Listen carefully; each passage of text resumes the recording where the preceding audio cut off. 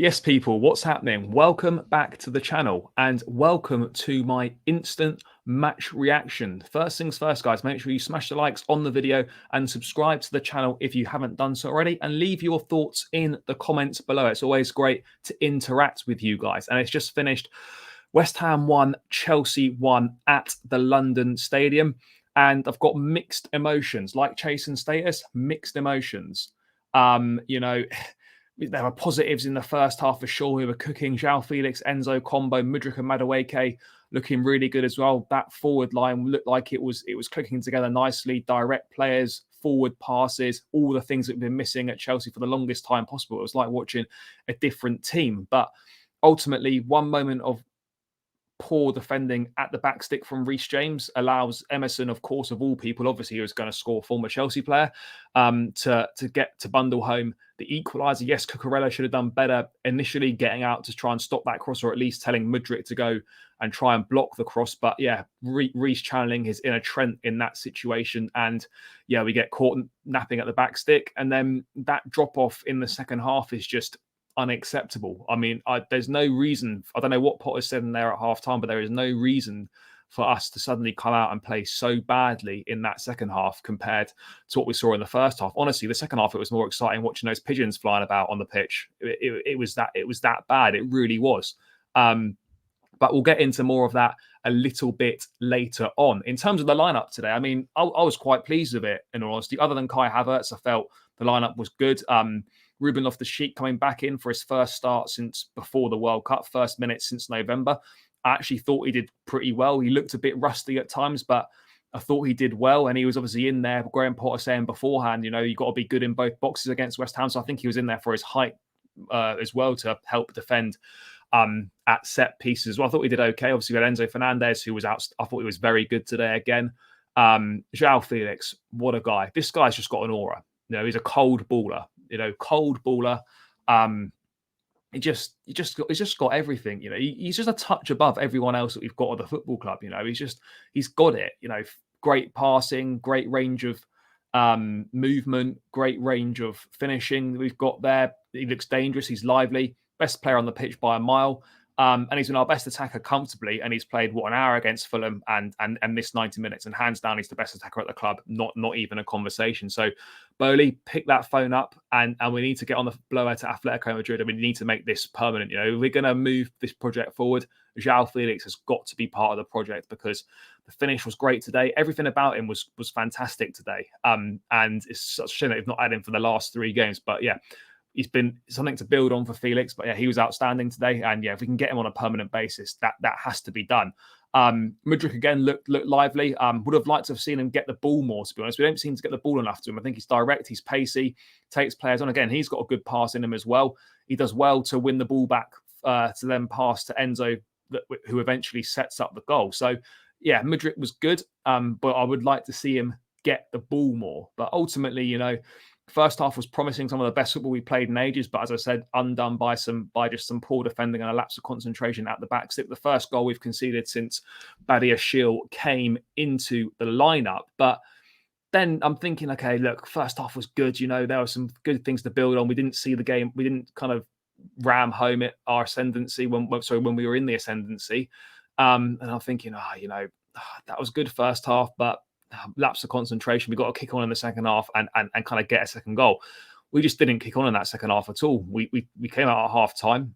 It was a completely different team. It was like a different team had come out the changing room. I don't know what's gone in there at half time. I understand that, you know, we're still a new side. There's a lot of new faces in there, and you know, it's perhaps understandable that we can't put together a full 90-minute performance just yet. But we have got to do better than that. You know, we can't have such a big drop off from one half to the next half. That isn't acceptable, and that's something that we've got to work on. Potter's got to work on.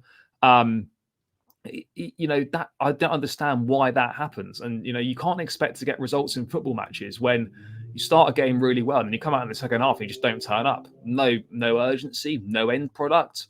Didn't really create hardly anything in that second half. I think with a Kai Havertz header, and that was about it. But I mean, we kind of lucky towards the end. You know, obviously get the goal ruled out for offside. Rice's header from a free kick parried out by Kepa, and Souček bundles in. Rice and Souček both offside. I don't know why it took VAR so long to try and work that out. And then the real criminal thing, criminal officiating, corruption of the highest level, incompetence. Craig Pawson was a fucking disgrace today.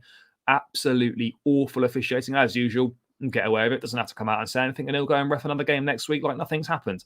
You know, Howard Webb, the PGMOL, these guys, get your act together. This is the best league in the world, the best product, and it's got the worst standard of officiating ever I've ever seen. Worst standard of officiating by Premier League standards. It's the worst standard of officiating in world football.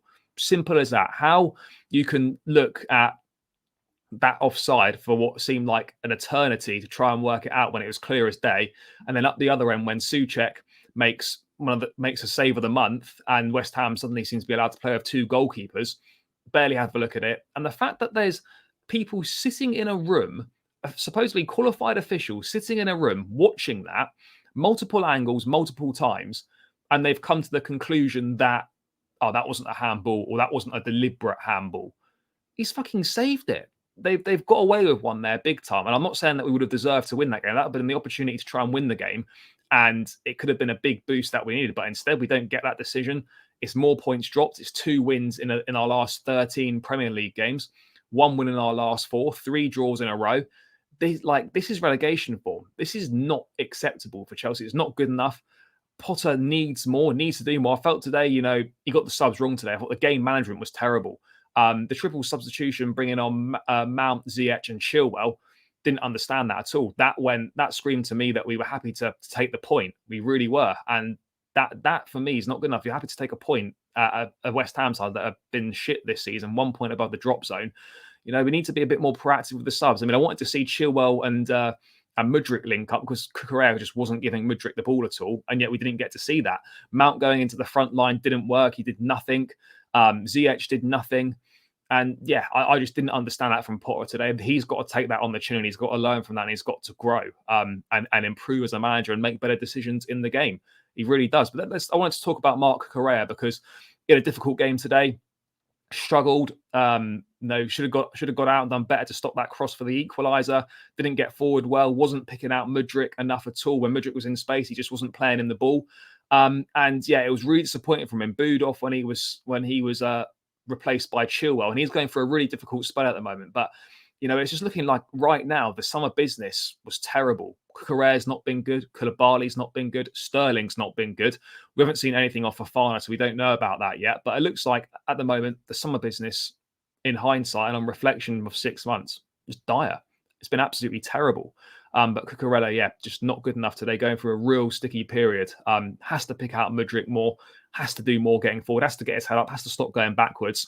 And as for Kai Havertz, those pigeons would have been more use up front than him. Terrible today. Just offers absolutely nothing. I think it's 6 goals in 29 appearances this season, most of which have come playing as a number 9. The obvious problem for us is the fact that we've got no goals in the team. We need to try and find a number 9 in the summer, whether that's a Victor Osimhen, whether that's a Dusan Vlahovic. We need someone that puts the ball into the back of the net, because if Kai Havertz, he's not that guy. We need to cut our losses. We need to move on, get rid of him. Fofana, I'm surprised didn't feature at all today. I thought he looked promising in his cameo, and it's disappointing that he didn't get to see any minutes. Madueke was positive, much better in the first half. You can tell that there's ability there. He's just a little bit raw still. Decision making can improve, and product can improve slightly, but he looks like a promising player for the future. But ultimately, we didn't do enough. We didn't put together a 90-minute performance. We didn't, we didn't see the game off when we were in the ascendancy. And it's kind of the same old with Chelsea. Lapses of concentration, not enough end product. And, it's another draw. It's more drop points. And there's more questions for Graham Potter to answer. I still think he needs time. I still think he's the right man to take this project forward. But 2 wins in 13 Premier League games, that's not acceptable. We still haven't won on the road since Aston Villa in the middle of October. So something's got to change, and it's got to change quickly, and Potter needs to find those answers quickly. But we move on to the Champions League Wednesday night in Dortmund. Keep the faith, up the Chelsea.